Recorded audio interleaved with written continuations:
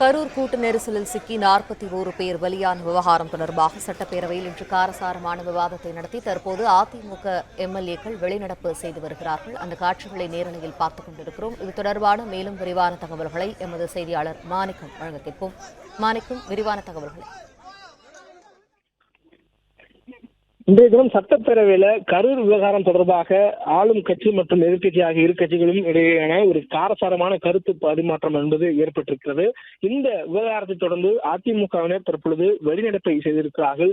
எதிர்கட்சிகளுக்கு பேசுவதற்கு முறையான அனுமதியோ நேரமோ ஒதுக்கப்படுவதில்லை என்ற குற்றச்சாட்டை முன்வைத்து ஓரவஞ்சனை செய்ய வேண்டாம் என்ற முழக்கங்களை முன்வைத்து அதிமுகவினர் தற்பொழுது பேரவையை விட்டு வெளிநடப்பு செய்திருக்கிறார்கள். அதிமுக சார்பில் எதிர்கட்சிகள் எடப்பாடி பழனிசாமி அவர்கள் கரூர் விவகாரத்தை முன்வைத்து பேசுவதற்கு நேரம் ஒதுக்க வேண்டும் என்று கோரிக்கை வைத்து அதன் அடிப்படையில் ஒத்திவைப்பு தீர்மானத்தை கொடுத்திருந்தார். ஒத்திவைப்பு தீர்மானத்தை கொடுத்திருக்கக்கூடிய சூழலில் முதலமைச்சர் அவர்கள் இந்த அவைக்கு தனது கருத்தை பதிவு செய்ய வேண்டும். கரூர் விவகாரம் தொடர்பாக தமிழ்நாடு அரசு சார்பில் எடுக்கப்பட்டிருக்கக்கூடிய நடவடிக்கைகள் தொடர்பாக முழுமையான விவரங்களை பேரவைக்கு தெரிவிக்க வேண்டும் என்று விரும்புவதால் அவர் முதலில் பேசுவார். அதற்கு பிறகு எதிர்க்கட்சித் தலைவருக்கு பேச அனுமதி வழங்கப்படும் என்று அவைத் தலைவர் சபாநாயகர் அப்போ தெரிவித்திருந்தார்.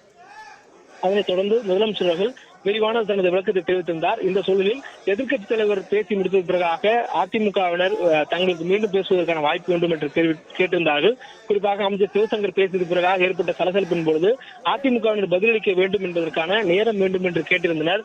ஆனால் பேரவைத் தலைவருக்கு நேரம் ஒதுக்கப்படாததால் ஓரவஞ்சனை என்று குறிப்பிட்டு அதிமுக முழக்கமிட்டவாறு பேரவைத் தலைவருடைய இருக்கைக்கு முன்பாக அமர்ந்து தர்ணாவில் ஈடுபட்டிருந்தார்கள். தொடர்ந்து அவை காவலர்கள் அனுப்பி அவர்களை வெளியேற்றுவதற்கு உத்தரவிடப்படும் என்று எச்சரித்த சூழலில் தற்பொழுது பேரவையை விட்டு அதிமுகவினர் வெளிநடப்பு செய்து வெளியே வந்து முழக்கங்களை இட்டு வருகிறார்கள்.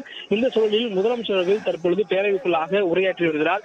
அதிமுகவினர் வெளியே முழக்கமிட்டு வெளிநடப்பு செய்திருக்கக்கூடிய சூழலில் உள்ளே அவைக்குள்ளாக முதலமைச்சர் அவர்கள் தனது உரையை தொடர்ந்திருக்கிறார். பிளே ஸ்டோர் மற்றும் ஆப் ஸ்டோரில் இருந்து பாலிமர் செயலியை QR கோடு மூலம் பதிவிறக்கம் செய்யுங்கள். செய்திகளை உடனுக்குடன் பெறுங்கள்.